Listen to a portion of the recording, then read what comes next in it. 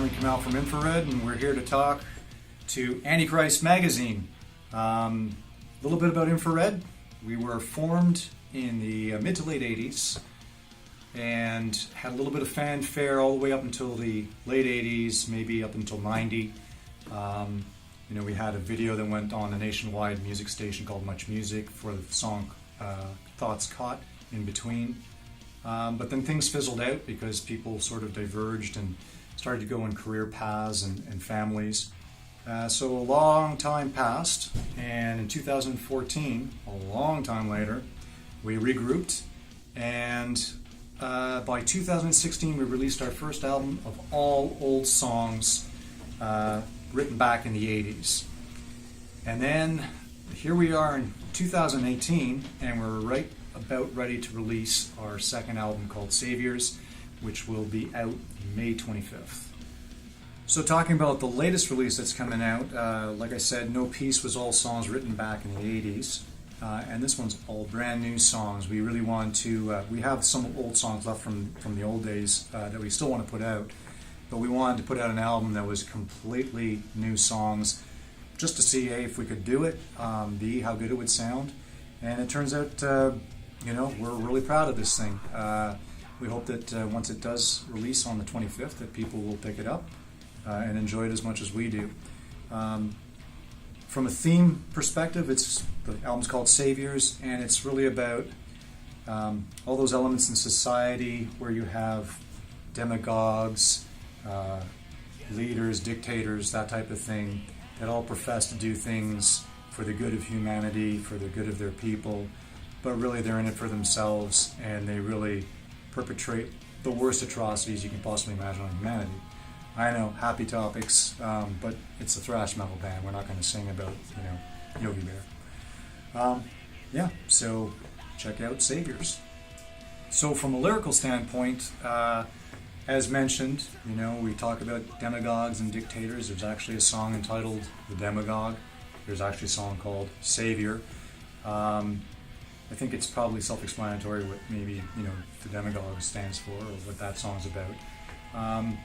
But there's other songs on the album that touch on other aspects of, the cruelty that occurs with these false leaders that want to save people. And one of the big songs that we're looking to put out, or put a video out for, is called Genocide Convention.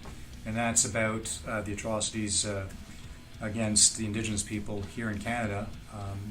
Not that it hasn't happened in other countries like the U.S., but that one is really lyrically based in what happened with the residential schools and how they were treated. So we hope that really hits a nerve and makes people think. Okay, so about the artwork for the album cover. Well, we're really happy with the artwork that we ended up getting, but there's a little bit of a story to it. We actually had one of Kirk's friends had a daughter who was a really fine artist, a really nice girl, and we had given her some ideas and stuff like that. We weren't like 100% sure what we were doing. We were just kind of throwing these ideas out and trying to get something out there. So we threw those ideas at her, and so she basically ended up painting something like this. So there's a little piece of infrared history here that we now proudly display in our workspace.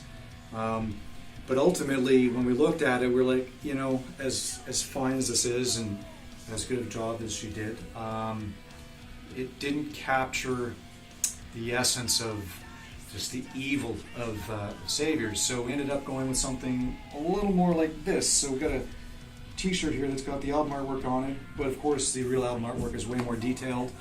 So when you do check out the CD, check out the artwork done by a guy down in Brazil. His name, and I hope I pronounce this properly, is Roberto.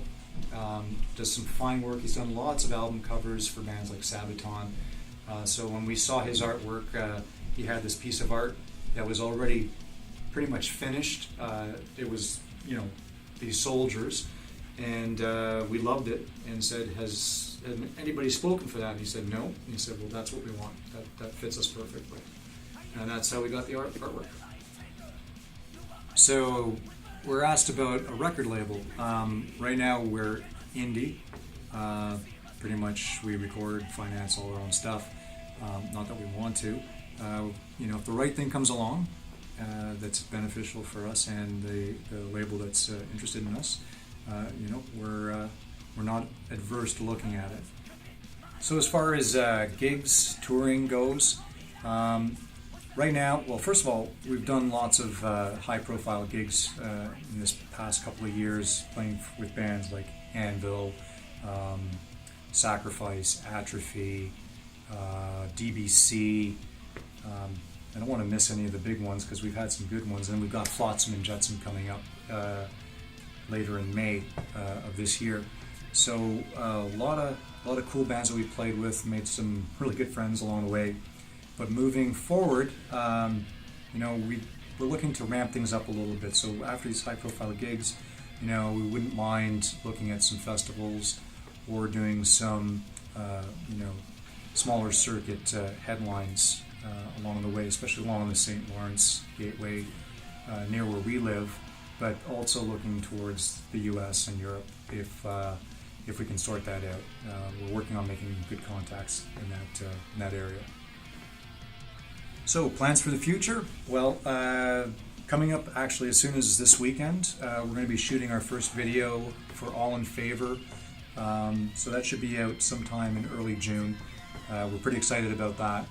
And we'd like to follow it up with another video for Genocide Convention. So that should probably be mid-summerish.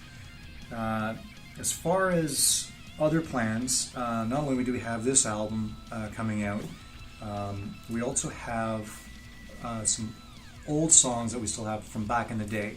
We've got about four or five, and so we're going to look to EP those as well. Whether we're going to release them this year or not, that remains to be seen, but it'll definitely be within the next year and a half.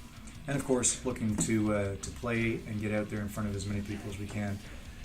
So stay metal, my friends, and we hope to see you out there. Kill for